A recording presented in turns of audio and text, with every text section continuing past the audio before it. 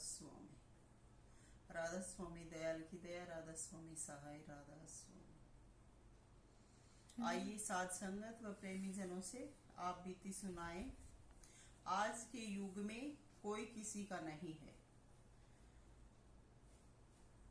न कोई इंसान किसी का है, न कोई गुरु। लोग पागल हो रहे हैं सतगुरु सतगुरु साथी साथी कहकर। हमने या मैंने 8-10 साल गुरु ढूंढने में लगाए। जिस गुरु के पास गए सुना बड़ा त्यागी वैरागी है, हमने भी वैसा ही त्याग वैराग लिया। उसकी सेवा में 30 साल लगा दिए, दिन रात नाम बजा, सेवा की। कहता था गुरु को दिल में बिठाओ, दिल में बिठाया, सब कुछ अर्पण किया। 30 साल गवा दिए। 30 साल की सेवा लेके पत्नी का बन बैठा।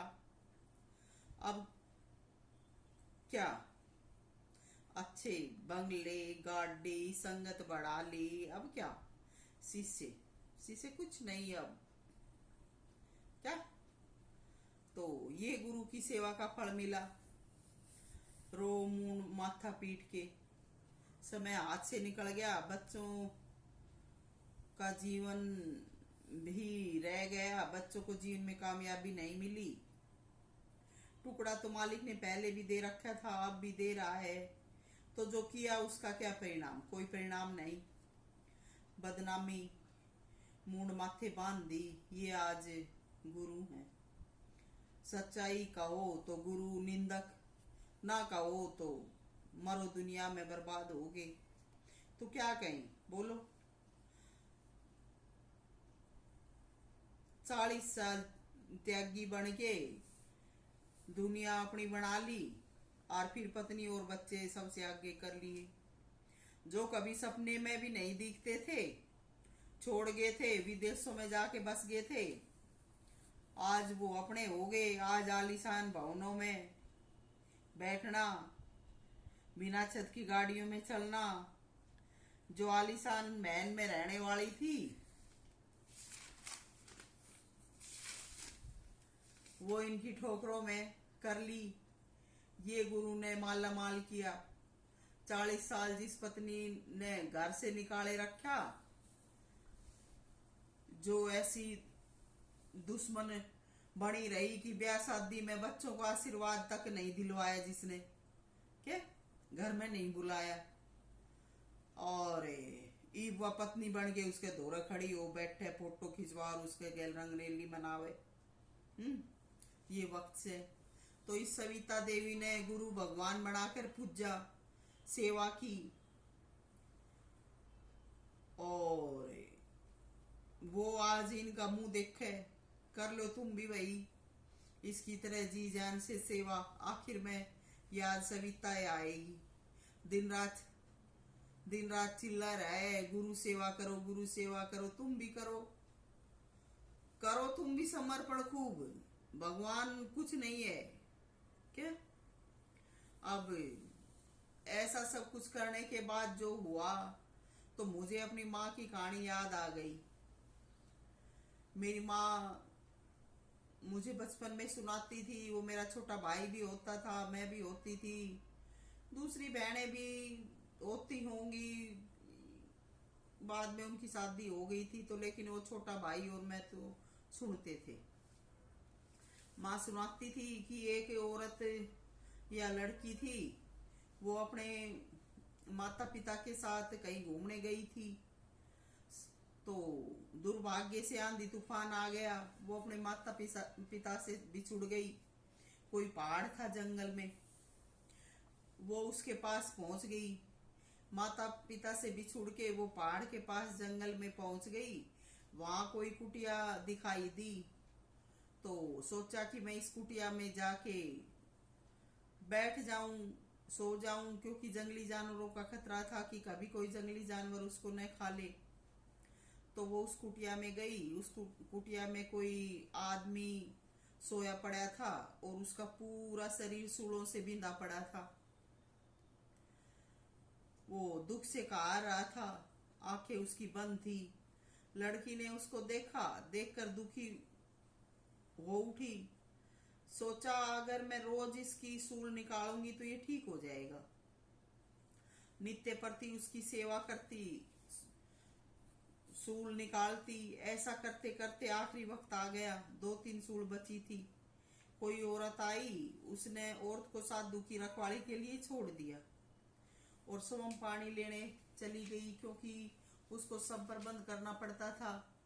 पीछे से उस दूसरी औरत ने जो 2-3 सूल बची थी वो निकाल दी, और वो सूल सारी जब शरीर से निकल गई तो साधु बैठा हो गया। उसने आंख खोली, देखा कि ये औरत उसकी सेवा कर रही है।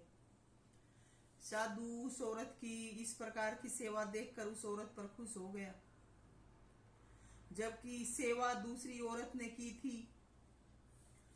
अब उसने, उस औरत ने जो 2-3 सूल बची थी वो निकाली, उसको गले लगाया, पास बिठाया तो वो खुश हो गई। लेकिन जो पहली थी, जो पूरा जीवन सेवा कर चुकी थी, वो भोजन पानी लेकर आई, क्या देखती है कि साधु नींद से उठ गया है और जो 2-3 सूल थी वो भी नहीं है। तो देख कर हैरान हुई, कहा कि अब तुम, कहने लगी कि अब तुम हटो, मैं इनकी सेवा करती हूँ। तो जो दूसरी थी, वो 2-3 जो सूल निकाली थी, वो कहने लगी कि तू कौन, ये सूल तो मैंने निकाली है आखिरी। तो वो रानी बन बैठी, और जो सेवक थी वो रोती रह गई। तो ये आज के वक्त में सेवा का फल है। तो वो बेचारी वहां से आ गई रोते हुए। ये सब कुछ भगवान देख रहा था। भगवान ने उसकी सेवा को देखकर उस पर दया आई। भगवान ने फिर से आंधी तूफान लगाया। आंधी तूफान में वो साधु और जो 2-3 सूल निकाली थी वो भी छुड़ गए। जो साधु था रोते हुए पहले वाले के पास पहुंचा, उसने अपनी बीती सुनाई। तो फिर पहले वाली ने कहा कि वो औरत मैं ही थी जिसने तुम्हारी इस प्रकार से सेवा की, और पूरा का पूरा शरीर जो तुम्हारा सूलों से बिंधा हुआ था उसको, पूरे शरीर को ठीक किया। और वो धोखेबाज थी, उसने उसे धोखा देकर आपको अपना किया। फिर तुम दोनों खुशी से रहने लगे और मुझे दूर निकाल दिया। लेकिन मुझे परमात्मा का विश्वास था, तो परमात्मा ने अब तुम्हें अलग कर दिया, क्योंकि मैं सेवक थी और तुम दोनों ने मुझे दुख दिया था, इसलिए परमात्मा ने आंधी तूफान लगाया और तुम्हें अलग किया। जब साधु ने पूरी बात उसकी सुनी तो साधु हैरान था कि मैंने ये क्या किया। साधु ने पश्चाताप किया और पहले वाली औरत को ही फिर अपने पास में अपनी बनाकर रखा। इस प्रकार से उन्होंने काफी जीवन जिया। तो सविता राधा स्वामी भी ऐसे ही रही। इसने सब प्रकार से उस अपने गुरु को खुशी, आनंद व उसका जो उसने कहा सब कुछ किया। लेकिन जब उसका सब काम पूरा हो गया, दुनिया में अच्छी इज्जत हो गई, और सविता को जब जबरदस्ती करके घर भेज दिया, सविता को बांध दिया। सविता बेचारी क्या करे, पति की नहीं माने तो जीवन नहीं था, और उस गुरु की नहीं माने तो जीवन नहीं। लेकिन सविता जिस प्रकार से रोके और अपने आप को बांध कर जी, ये सब खुदा जानता है। तो जब गुरु के पास सब कुछ हो गया तो गुरु ने कोई लाज शर्म नहीं रखी। जिस औरत ने 40-45 साल पहले साथ छोड़ दिया, जिसको छोड़ दिया था, उसी के पास फिर से भाग्य गया। चलो, प्रभु है, हमने अपनी बीती सुनाई, फैसला देंगे कभी ना कभी। तो माँ की जो कहानी है, माँ ने जो सुनाई थी वो कहानी बिल्कुल सच्ची थी। कभी किसी की परिश्रम, कहो मेहनत कहो बेकार नहीं जाती। और माँ ने अपने बचपन से ही ऐसी सेवा करने की शिक्षा दी थी। लेकिन जिन्होंने धोखा छल कपट करके अपने आप को इतना ऊंचा कर लिया है, उनके सिंहासन कितने दिन तक ऊंचे रहेंगे। परमात्मा तो कभी नहीं बदलता, कर्म का लेख तो सभी को देना पड़ेगा। तो आइए सभी भगवत जनों से, प्रेमी जनों से आज हम आपको आजकल के गुरुओं की कहानी सुनाते हैं कि क्यों गुरुओं पर से विश्वास उठता है। एक कोई गुरु था, 40 साल तक संत महाराज त्यागी बना रहा। 40 साल के बाद पत्नी के गोड्डों में जा बैठा, हमसे उपदेश कराता रहा कि गुरु का ध्यान करो, गुरु की पूजा करो, गुरु की सेवा करो। और सवम 40 साल बाद हम संगत ने छोड़ के पत्नी की आसगी में फंस गया। और ऐसे सच्चे शिष्य को छोड़ के ऐसे चेले चपटे ले लिए जो घरों से बिल्कुल टोटे वाले थे, जिन्होंने कभी कुछ नहीं देखा। और ऐसा ने जब भोजन वस्त्र कपड़ा ऐसी ऐसी गाड़ियां ऐसा सब कुछ मिल जा, तो वो भला क्यों सच्चाई का साथ देंगे और क्यों किसी सच्चे ने मानेंगे। उन्हें तो ऐसा ही चाहिए। तो ऐसे चेले चपटे साथ में ले लिए जो गुरु का और गुरु की पत्नी का मिलन करवावे। क्योंकि उन्हें क्या चाहिए था? उनको तो धन चाहिए था। धन से सब कुछ खरीदा जाता है, सब कुछ ही खरीदी जाती है। और किस नाम की भक्ति, कौन सा भगवान, किस लिए करना? धन से सब कुछ मिल जाता है लोगों को। तो मुझे सविता जैसी ने कहा का ठोर, क्योंकि सब जानते दुनिया में क्या बिक रहा है। तो परमात्मा ने एहसास करवाया कि ये 40 साल बाद अपनी पत्नी का बनया से ये भी फिर घर बसावेगा। पहले इसकी और इसकी पत्नी की दुश्मनी थी, भी इनका प्यार हुआ ऐसे। तू इसकी क्या चली बन रही से? ये तुमने क्या पूछेगा? चला क्या कहा गुरु, मैं खुदा ही पार लगाऊंगा। तब भाई मने भी होश आया कि मालिक सही कह रहा है, इसका चक्कर छोड़ के अपना भगवान ही मानना चाहिए।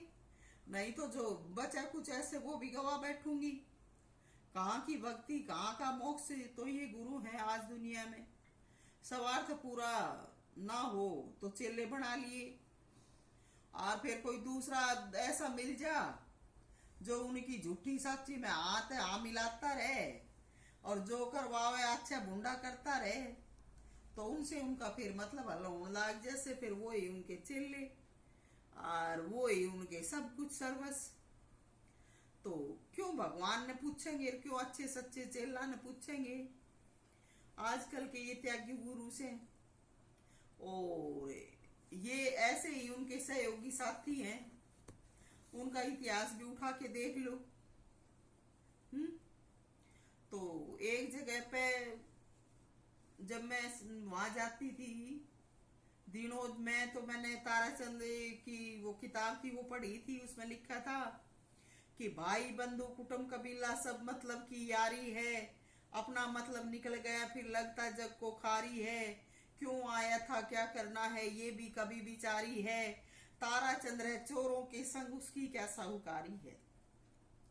तो सविता को दोष मत देना, सविता तो जो सच्चाई है उसको उजागर कर रही है। तो ये वही चोर हैं जो ताराचंद ने बताए थे, जो ताराचंद के आगे चोर थे। ताराचंद की साहूकारी इनने नहीं चालन दी। इनके पास केस है, बस दिन रात अपने खिंचावे से फोटो और लगाओ से नेट पे लोग देख लो भाई इनका रोमांस डांस। क्या यो ताराचंद का ये सदा व्रत बांट रहे थे ताराचंद का। क्या ताराचंद खुद इनकी लिख गया। अब मैं सविता भी सच्ची थी, मैं भी इनके मैं कैसे फंस के मरूं।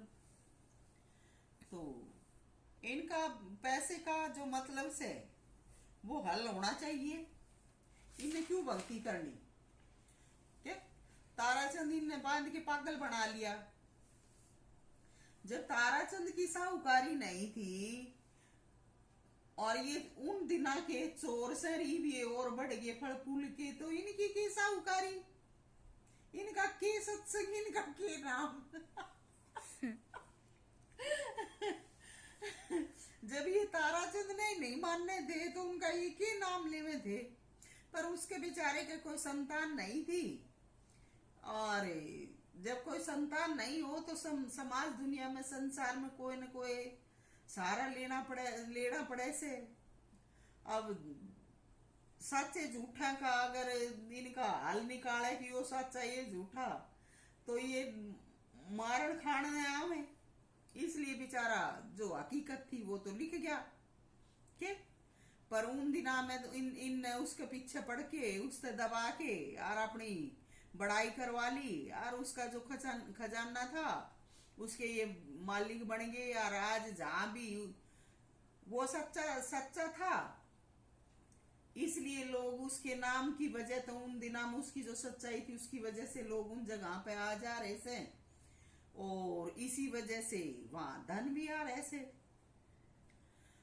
तो उस धन ने खा रहे से, बरत रहे से, लेकिन इनने जो उसका जो नाम लिया था, जो सत्संग लिया था, वो सदाबर्त। ये देख लो इनके फोटुआ में देख लो किसा बांट रहे से, जहां भी जाओ उत्तर देख लो है। ताराचंद ने तो ये भी गाया था कि भाई किसी औरत पे अपने पैरों के हाथ मत लगवाना।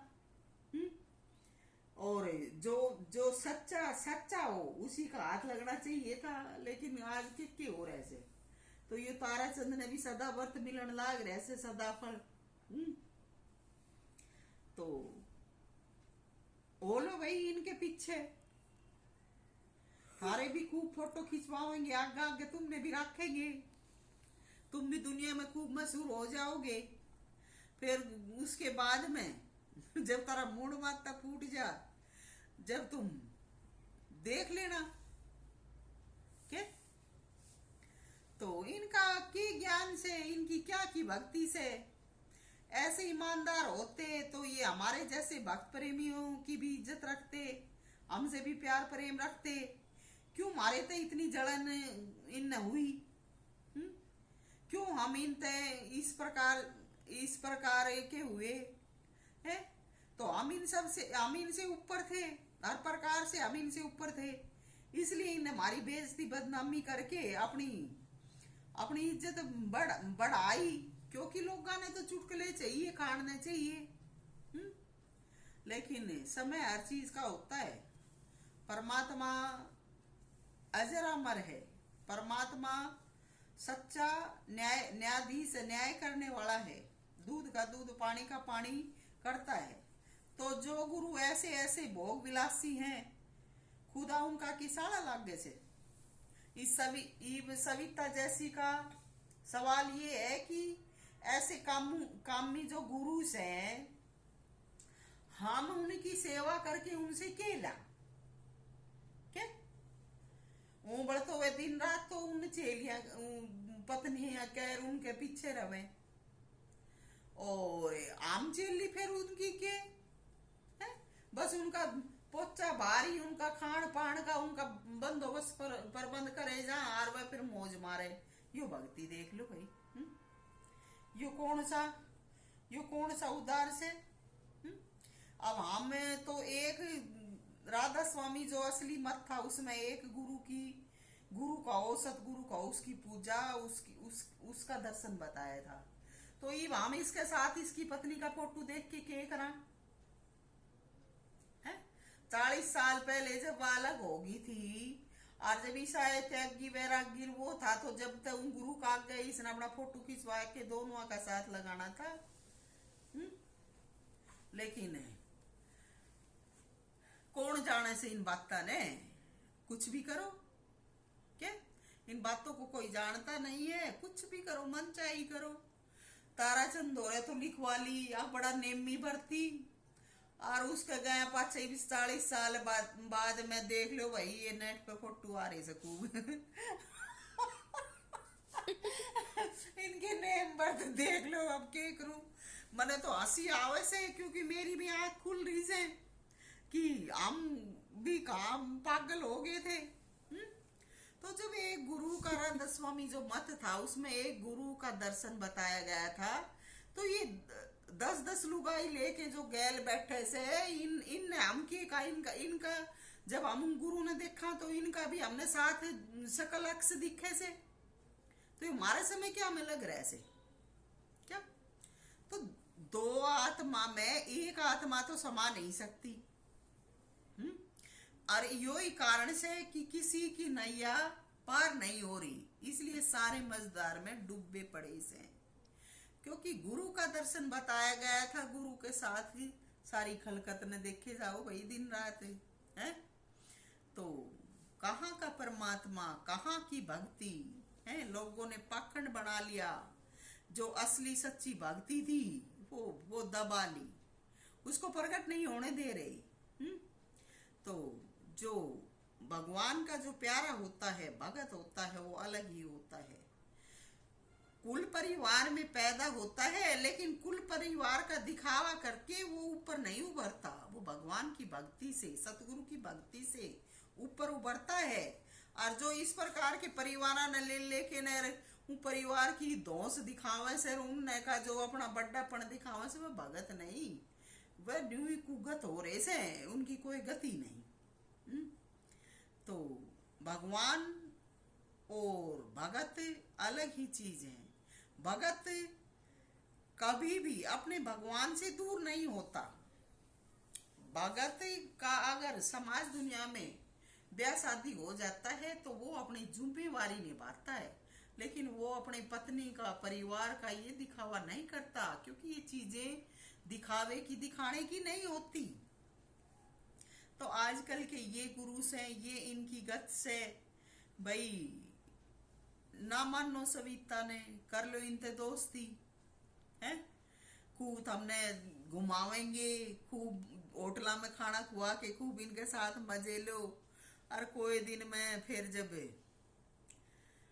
हालत हो जा थारी इन जैसी, फिर देख लियो भाई कि से के नहीं से है। तो जो भगत है उनको तो परमात्मा का ही ध्यान, परमात्मा में ही लीन रहना चाहिए। कभी भी किसी भी चीज में नहीं फंसना चाहिए।